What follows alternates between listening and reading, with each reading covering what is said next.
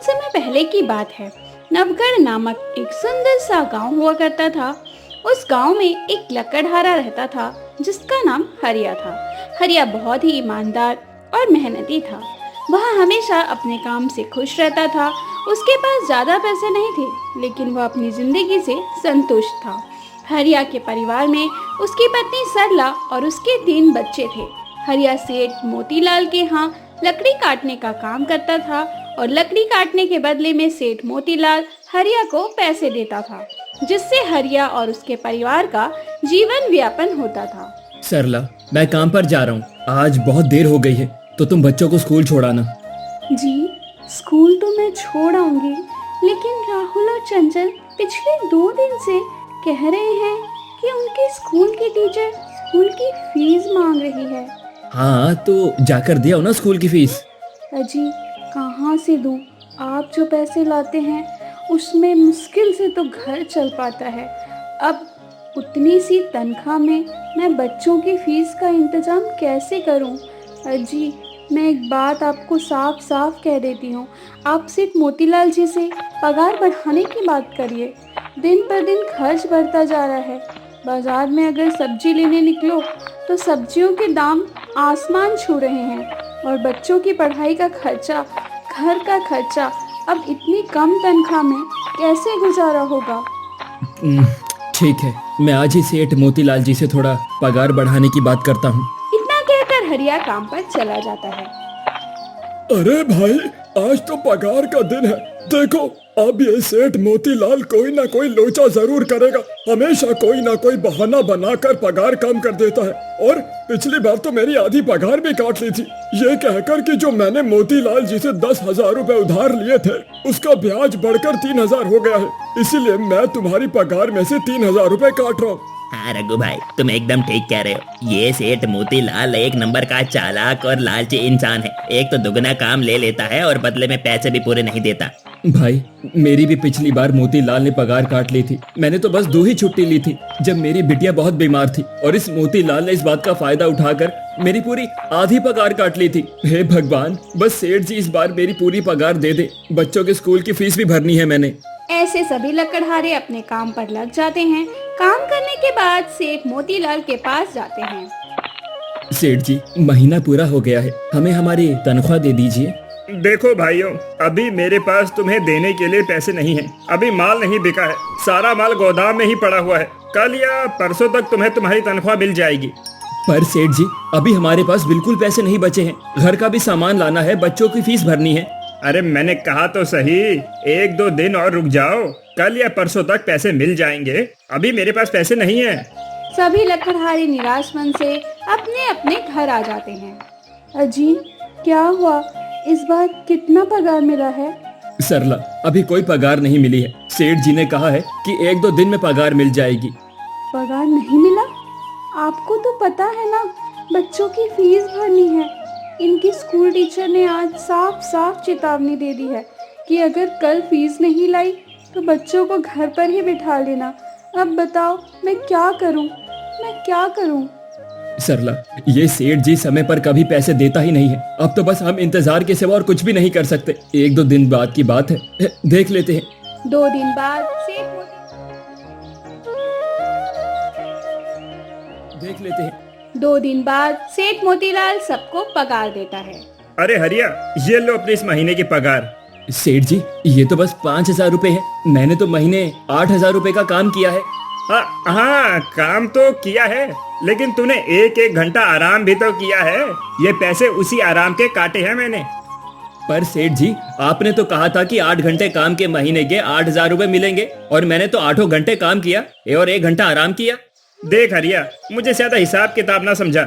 ये 5,000 रुपए रख, अगर चाहिए तो। अगर नहीं चाहिए तो कहीं और काम ढूंढ ले। बेचारे हरिया के पास उन पैसों को लेने के सिवाय और कोई रास्ता नहीं था। हरिया चुपचाप वह पैसे रख लेता है। रघु, ये ले तुम्हारे 6,000 रुपए। पर सेठ जी, मेरे तो पूरे 8,000 बनते हैं ना। मैंने तो कोई छुट्टी भी नहीं की और ना ही कोई आराम किया। मैंने तो अपना सारा काम समय पर किया मैंने। हाँ, समय पर तो किया है, पर इस समय बाजार में लकड़ियों का दाम काफी सस्ता हो गया है। इसी वजह से अभी तुम्हें भी पगार कम ही मिलेगी, जब तक लकड़ियों का दाम नहीं बढ़ता। पर सेठ जी, बात तो 8,000 रुपए की हुई थी ना। अब 6,000 में मैं कैसे घर चलाऊंगा? बच्चों की स्कूल फीस भी भरनी है सेठ जी। इस बार आप पूरे पैसे दे दीजिए। 6,000 ही मिलेंगे। तुझे यहाँ काम करना है तो कर, वरना कहीं और काम ढूंढ ले। बेचारे रघु के पास उन पैसों को लेने के सिवाय और कोई रास्ता नहीं था। अरे भाई, ये सेठ लालचंद एक नंबर का बेईमान इंसान है। सारे पैसे अपनी जेब में भर लेता है और बहाने बनाता है कि लकड़ियों के दाम सस्ते हो गए हैं। देख लेना, हम गरीबों की किसी न किसी दिन इसे जरूर हाय लगेगी। नहीं रघु, ऐसा नहीं कहते। वो हमारे अन्नदाता हैं। आखिर उन्हीं की वजह से तो हमारा घर चल रहा है। अरे काहे के अन्नदाता, काम के पूरे पैसे तो देता नहीं। पूरे महीने मेहनत करके भी क्या मिलता है? बस ये 5,000 में अरे घर खर्च कैसे चलाएंगे? ऐसे तो हम कभी तरक्की नहीं कर पाएंगे। और हम कर भी क्या सकते हैं कन्हैया? हमें लकड़ी काटने के सिवा और कोई काम भी कहाँ आता है? और कोई काम खोलना भी तो चाहे तो उसके लिए हमारे पास इतने पैसे कहाँ हैं? अब जो भी हो, हमारा तो बस ये सेठ लालचंद ही सहारा है ना। कुछ देर बातें करने के बाद अपने घर की ओर निकल पड़ते हैं। जी, आ गए आप? कितनी पगार मिली है? सरला, इस बार सेठ जी ने बस 5,000 रुपए ही दिए हैं। बस इतने में कैसे घर चलाएंगे? बच्चों की फीस में ही 2,000 निकल जाएंगे, फिर 3,000 में क्या करेंगे? अब मैं क्या कहूँ सरला, अब तुम्हें इसी में ही गुजारा करना होगा। तुम सबसे पहले बच्चों की फीस भर देना, इसके बाद बाकी का मैं देखता हूँ। अजी, आप क्या देख रहे लोगों? सेठ जी से पूरे पैसे तो मांगने ही नहीं चाहिए गए आपसे। नहीं सरला, मैंने सेठ जी से पैसों के लिए कहा था, पर सेठ जी ने साफ इनकार कर दिया और कहा कि लेना है तो लो वरना नहीं लो, और काम ढूंढ सकते हो दूसरा। मैं सोच रहा हूँ कि लकड़ी काटने के बाद कहीं और भी काम ढूंढ लूँ। सेठ जी के यहाँ से काम करने के बाद मैं दूसरी जगह पर काम किया करूँगा। इससे कुछ ज्यादा आमदनी भी हो जाएगी। हाँ ठीक है, आज ही मैं सेठ जी के यहाँ पर काम करने के बाद और कोई जगह पर काम ढूंढ लूंगा।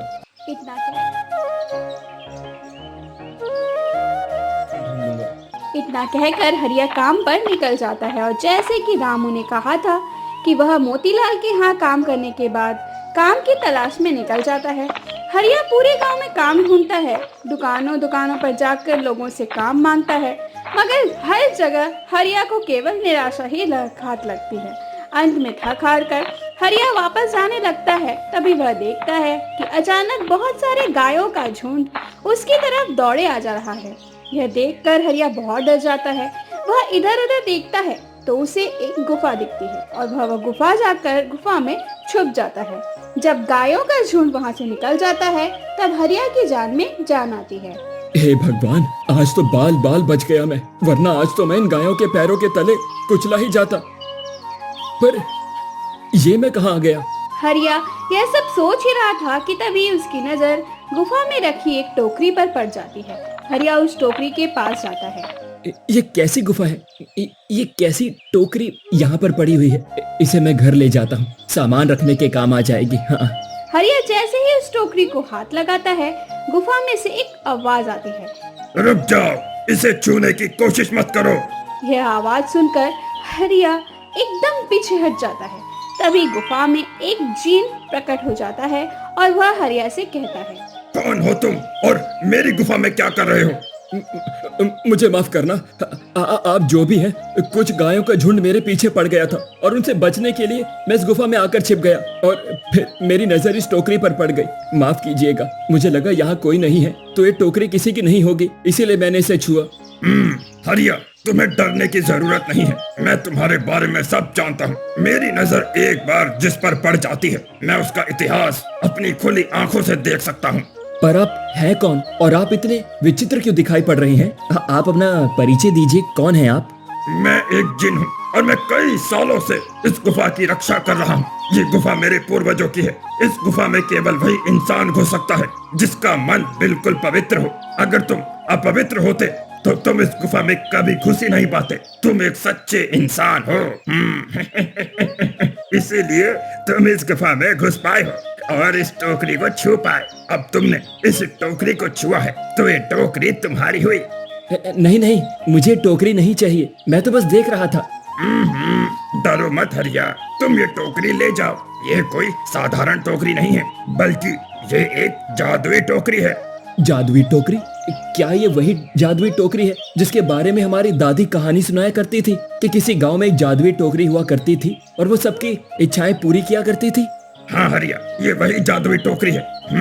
अब तुम इस टोकरी के मालिक हो। तुम इसके इस्तेमाल से अपनी स्थिति सुधार सकते हो, पर याद रखना, तुम जो भी वस्तु इस टोकरी में एक बार डालोगे, वही चीज ही तुम्हें बार बार इस टोकरी में डालनी होगी। इसके अलावा दूसरी कोई चीज इस टोकरी में नहीं डाल सकते। अगर तुमने ऐसा किया तो इसका परिणाम तुम्हें भुगतना होगा। मेरी इस बात को हमेशा ध्यान रखना और सोच समझकर बिना लालच किए इस टोकरी में वही सामान रखना जिसकी तुम्हें जरूरत हो। हरिया टोकरी को लेकर घर आ जाता है। सरला, ये देखो, ये मैं क्या लेकर आया हूँ। क्या लाए हो आप? बस यह एक टोकरी। सबसे पहले यह बताइए, आप तो काम की तलाश में गए थे, तो कोई दूसरा काम मिला कि नहीं? अरे सरला, मेरी पूरी बात तो सुनो। ये कोई ऐसी वैसी टोकरी नहीं है, बल्कि ये एक जादुई टोकरी है। हरिया सरला को वह सारी घटना के बारे में बताता है जो उसके साथ हुई। अच्छा, तो आपका कहने का मतलब ये है कि इस टोकरी में हमें कोई ऐसी चीज डालनी होगी जिसकी हमें सबसे ज्यादा जरूरत है। हाँ सरला, हमें सोच समझ कर ही इसमें कुछ चीज डालनी होगी। हरिया थोड़ी देर सोचता है, फिर उसका ध्यान उन लकड़ियों पर जाता है जो एक बार उसने सरला को रखने की दी थी। सरला, तुम्हें याद है, एक बार मैं जंगलों में लकड़ियाँ काटने गया था, तो मुझे एक चंदन की लकड़ी मिली थी और वो मैंने तुम्हें लाकर दे दी थी। हाँ, दी तो थी।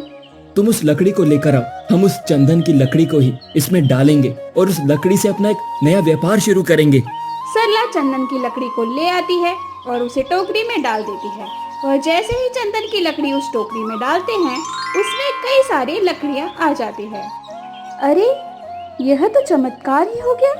यह देखिए, कितनी सारी चंदन की लकड़ियां हो गई। अगर आप इसको बेचेंगे तो इससे काफी अच्छे पैसे मिलेंगे। हाँ सरला, मैं कल सुबह जाकर बाजार इनको बेच आऊंगा और जो पैसे मिलेंगे उससे हम अपने राहुल और प्रीति के स्कूल की फीस भर देंगे और बाकी बचे पैसों को संभाल कर रख लेंगे। अगले दिन हरिया मोतीलाल सेठ के यहाँ काम पर ना जाकर चंदन की लकड़ियों को बेचने के लिए बाजार की ओर निकल पड़ता है। वहाँ पर हरिया चंदन की लकड़ियों को बहुत ही कम दामों में बेचा, जिसकी वजह से आम लोगों के साथ साथ बड़े व्यापारियों ने भी हरिया से चंदन की लकड़ियाँ खरीदी। लकड़ियों को बेचकर हरिया को काफी अच्छे पैसे मिले। पैसों को लेकर हरिया घर आ जाता है। ये देखो सरला, उन लकड़ियों को बेचकर मुझे कितने सारे पैसे मिले हैं। ये लो, कुछ पैसे तुम इसमें रख लो, कल राहुल और प्रीति के स्कूल की फीस भर देना। अच्छा, तो मैं काम पर जाता हूँ। अजी, आपके पास तो अब यह जादुई टोकरी है, तो अब आपको सेठ मोतीलाल के यहाँ काम करने की क्या जरूरत? हाँ सरला, मैं सेठ मोतीलाल जी के यहाँ काम पर नहीं जा रहा हूँ, बल्कि मैं तो वहाँ पर जो काम कर रहे बाकी के लकड़हारे हैं उन्हें ये खुशखबरी देने के लिए जा रहा हूँ। क्योंकि सेठ मोतीलाल जी से मेरे साथ साथ वो लकड़हारे भी बहुत परेशान थे। इसीलिए अगर मेरा भला हो रहा है तो क्यों ना मैं उन सबका भी भला करूँ ना। वो सभी बहुत ईमानदार लकड़हारे हैं, वो सभी बहुत मेहनत से काम करते हैं, मगर मोतीलाल ने कभी भी उनको उनकी मेहनत के सही पैसे नहीं दिए। इसीलिए मैंने सोचा है क्यों ना मैं उनको अपने इस काम में शामिल कर लूँ। हाँ जी, बात तो आपकी बिल्कुल सही है।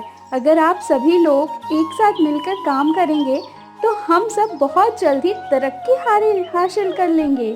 तो दोस्तों, आपने देखा, जो अच्छा कर्म करता है उसके साथ हमेशा अच्छा ही होता है। दोस्तों, कैसी लगी आपको ये कहानी? हमें कमेंट बॉक्स में जरूर बताइएगा और ऐसे तमाम मजेदार कहानियाँ देखने के लिए हमारे चैनल को सब्सक्राइब जरूर करें।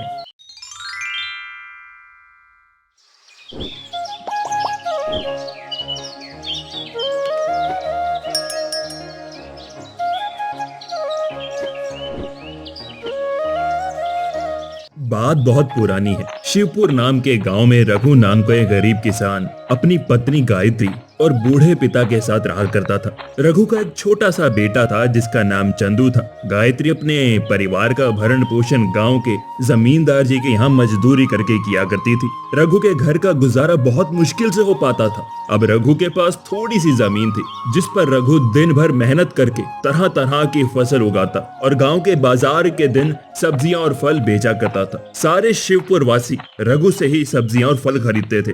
सब्जी ले लो, फल और सब्जी दोनों ले लो, ताजा ताजा सब्जी ले लो, फल और सब्जी ले लो, हरे भरे फल और सब्जियां ले लो, हरी भरी सब्जियां 25 रुपए किलो, सिर्फ 25 रुपए किलो, फल और सब्जियां ले लो। अरे रघु, कैसे हो? घर में सब ठीक तो है ना? और तुम्हारा बेटा चंदू कैसा है? हाँ रामू काका, मैं ठीक हूँ और घर में भी सब ठीक ही हैं। और हाँ, चंदू भी बिल्कुल ठीक है। और बताओ काका, आज बाजार में कैसे आना हुआ? काकी कहाँ है? क्या बताऊं रघु, तुम्हारी काकी किसी काम से दूसरे गांव गई है। इस कारण रसोई का सारा काम मुझे ही करना पड़ रहा है। तो सोचा क्यों ना आज बाजार से सारा सामान लेता चलूं। अच्छा अच्छा, ये बात है रामू काका। हाँ अच्छा रघु, तुम ये बताओ आलू कैसे बेच रहे हो? रोज की तरह 25 रुपए किलो ही बेच रहा हूँ काका। अच्छा, ऐसा करो रघु, मुझे 1 किलो आलू दे दो। क्यों नहीं काका, देता हूँ। इतना कहकर रघु रामू काका को 1 किलो आलू दे देता है और बदले में रामू काका से पैसे ले लेता है। रघु के खेत में एक पुराना कुआं भी था जो सालों भर सूखा ही रहता। उस कुएं में एक बूंद भी पानी नहीं था। इस कारण रघु दूसरे गांव वाले के कुएं का पानी अपने खेतों की सिंचाई और खेती के लिए इस्तेमाल करता था। अपने कुएं से पानी लेते देखकर कुएं का मालिक चतुरसेन को बहुत जलन होती थी। एक दिन जब रघु अपने खेतों में मेहनत से काम कर रहा था, तभी वहाँ कुएं का मालिक चतुरसेन आता है और रघु से कहता है, ओ रघु, कैसे हो? खेतों का काम कैसा चल रहा है? मैं ठीक हूँ चतुरसेन चाचा, खेतों का काम भी ठीक चल रहा है। मैं ये कह रहा था रघु कि मैं तुम्हें बहुत सालों से अपने कुएं का पानी देता आ रहा हूँ। अब मैं तुम्हें अपने कुएं का पानी नहीं दे सकता क्योंकि गर्मियों का समय आ गया है और मेरे कुएं में पानी बहुत कम हो गया है। लेकिन चतुरसेन चाचा, अभी तो गर्मियों का समय आने में कुछ दिन बाकी है। तब तक मैं अपने खेतों का काम कैसे करूँगा? आप ही बताइए चाचा। मैं कुछ नहीं जानता रघु, ये सब तुम्हारी दिक्कत है। तुम बस ये समझो, मैं तुम्हें अपने कुएं का पानी नहीं दे सकता। ये सुनकर रघु मन ही मन बहुत दुखी हो जाता है और घर जाकर अपनी पत्नी गायत्री को सारी बातें बताता है। ये क्या हो गया भाग्यवान, ये क्या परेशानी आन पड़ी? अब हमारा घर का गुजारा कैसे होगा? आप चिंता ना करो, ऊपर वाला सब देख रहा है। प्रभु हमारी मदद जरूर करेंगे। अच्छा ठीक है, आप जाकर आराम करो, मैं चतुरसेन काका से मिलकर आती हूँ। ये कहकर गायत्री चतुरसेन काका से मिलने उनके घर की ओर निकल पड़ती है। चतुरसेन काका, अरे ओ चतुरसेन काका, घर में हो कि नहीं? अरे कौन है भाई? रुको, आता हूँ। अरे गायत्री, तुम हो? मेरे घर कैसे आना हुआ? चतुरसेन काका, मुझे रघु ने बताया कि आपने हमें कुएं का पानी देने से मना कर दिया। हाँ गायत्री, ये बात सच है कि मैंने रघु को अपने कुएं का पानी लेने के लिए मना कर दिया है। ऐसा क्या हो गया चतुरसेन काका? देखो गायत्री, मैं तुम्हें कई सालों से अपने कुएं का पानी देता आ रहा हूँ और इस बार गर्मियों का समय आने वाला है। इस कारण मेरे कुएं का पानी बिल्कुल सूख कर कम हो गया है। अगर मैं तुम्हें अपने कुएं का पानी देता हूँ तो मुझे गर्मियों में बहुत परेशानी होगी। लेकिन चतुरसेन काका, अभी तो गर्मियाँ आने में कुछ दिन का समय है, तब तक मेरे खेतों का क्या होगा? मैं कुछ नहीं जानता गायत्री, मैंने रघु को भी कह दिया है कि ये तुम्हारी समस्या है। मैं तुम लोगों को अपने कुएं का पानी नहीं दे सकता। गायत्री चतुरसेन काका को कुएं का पानी देने के लिए मनाने की बहुत कोशिश करती है, लेकिन चतुरसेन नहीं मानता है। फिर गायत्री दुखी होकर थक हार के अपने घर की ओर निकल पड़ती है। क्या हुआ? चतुरसेन ने क्या कहा?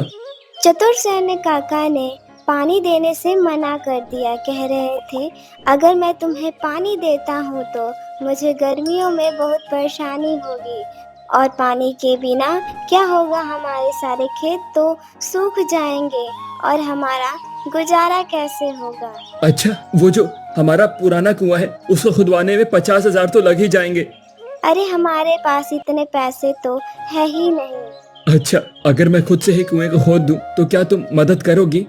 हाँ, मैं मदद करूँगी। जब कुआं मिस्त्री बना सकता है तो मैं क्यों नहीं, मैं कर लूंगा। अच्छा भाग्यवान, कल सुबह सुबह हम दोनों कुएं के पास चलेंगे। भाग्यवान जाओ, मुझे बहुत भूख लग रही है। जाओ जाओ, घर में जो भी है ना फटाफट लेकर आओ। इतने ही बीच में उन्हें एक आवाज सुनाई देती है। ये किसकी आवाज है? दोनों बाहर निकलकर देखते हैं तो एक साधु महाराज उनके घर के बाहर भिक्षा मांगने के लिए खड़े होते हैं। कुछ भी घर में हो, चावल, गेहूं, बाजरा, दाल, वो मुझे दे दो बेटा। अरे साधु महाराज, हम सब पहले से ही इतने गरीब हैं, हम जैसे तैसे करके अपना जीवन गुजार रहे हैं, ऐसे में हम आपको कहां से दान दे पाएंगे? रघु की स्थिति देखकर बाबा जी समझ चुके थे और बोले, कोई बात नहीं बेटा, कोई बात नहीं, ठीक है बेटा, अब मैं चलता हूँ, किसी और के घर में भिक्षा मांगकर खा लूंगा। अरे गायत्री, हमारे घर में बाबा को देने लायक कोई भोजन है क्या? हमारे घर में बाबा को देने लायक कुछ भी नहीं है, केवल थोड़े से चावल थे जो तुम्हारे लिए बचाकर रख दिए थे। अगर वह बाबा को दे देंगे तो तुम्हें भूखा रहना पड़ेगा। रुकिए बाबा, भाग्यवान, जाओ और मेरे हिस्से का भोजन वो जाकर बाबा को दे दो। लेकिन अगर मैंने आपके हिस्से का चावल बाबा को दे दिया तो तुम्हें भूखा रहना पड़ेगा। तुम उसकी चिंता मत करो भाग्यवान, वैसे भी अगर मैं बाबा को भूखा जाने दूंगा तो मेरे गले से भोजन नहीं उतरेगा। जाओ वो भोजन लेकर आओ। रघु की पत्नी रघु के अनुसार रघु के हिस्से का भोजन बाबा को दे देती है। धन्यवाद बेटा, धन्यवाद। भले ही तेरे अभी बुरे दिन चल रहे हैं, मगर ऊपर वाला सब देख रहा है। वो एक दिन तेरी मदद अवश्य करेगा, वो तेरी अवश्य सुनेगा।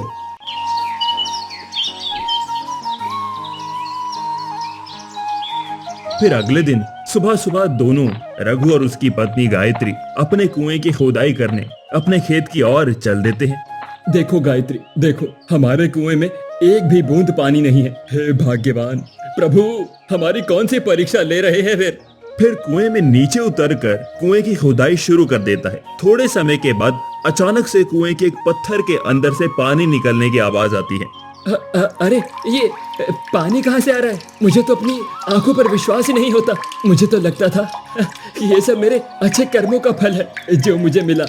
बाबा जी सही कह रहे थे कि तुम्हारे कर्मों का फल तुम्हें अवश्य मिलेगा। ऊपर वाले ने मेरी सुन ली। अब मैं इस पानी से मैं अपने खेत की सिंचाई अच्छी तरह से कर सकूंगा।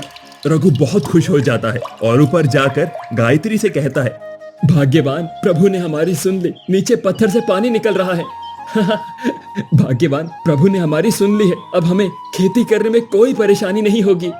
तो दोस्तों, आपने देखा जो अच्छा कर्म करता है उसके साथ हमेशा अच्छा ही होता है। दोस्तों, कैसी लगी आपको ये कहानी? हमें कमेंट बॉक्स में जरूर बताइएगा और ऐसे तमाम मजेदार कहानियां देखने के लिए हमारे चैनल को सब्सक्राइब जरूर करें।